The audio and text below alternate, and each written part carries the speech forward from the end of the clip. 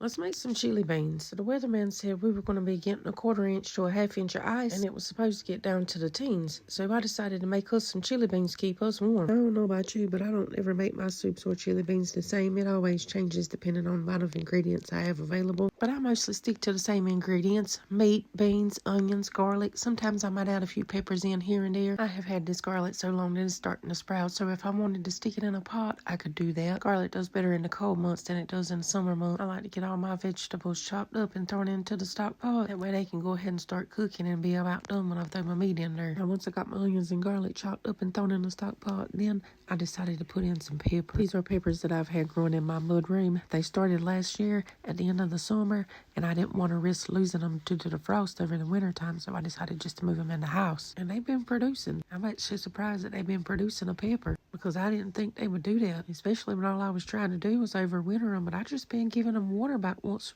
a week or so they don't dry out. Those 2024 bell peppers are bell peppers that I grew from grocery store bell peppers. All I did was take the seed pod from 1 or 2 bell peppers and stick them in a pot with some dirt in it, and then they started growing plants. Once the plants got big enough to separate, I separated them and put them in the garden, and that's how we got our bell peppers from 2024. And as you see, we grew enough bell peppers in 2024 that I still have bell peppers in 2026. Now, when I make chili beans, I use the same types of beans just about every time. I use light and dark kidney beans. Usually I just use the smaller cans and use 2 of those smaller cans, but this was the size cans they had when I went to the grocery store. And I also put in a small can of black beans and a small can of pinto beans. They say that variety is the spice of life. By the way, I cooked about 2 pounds of ground beef this time. I usually make a smaller pot of beans. Now, these are some tomatoes that I canned back in July of 2025 from tomatoes that I grew in my backyard. Last year we had about 20 or 25 tomato plants, and some of those tomato plants were tomato plants that had volunteered up in some seeds that I had started, and I just decided to go with it. Volunteer plants are free plants, y'all. These cayenne peppers are also from 2024. We only grow a few cayenne pepper plants each year because that's all we need. My husband takes them and strings them up, and we hang them up to dry. That's the easiest way to preserve those cayenne peppers for later. Now, don't come for me for using this seasoning packet. I keep these in the freezer. I buy them when they go on sale when they're less than $1, and then I just throw them in the freezer and use them later. So I use 2 of those seasoning packs: some salt, some pepper, some onion powder, some garlic powder, and some paprika, and a couple sprinkles of chili powder. But that's our chili. I hope y'all enjoyed it. I'm about to fix me a bowl with some saltines. See you later.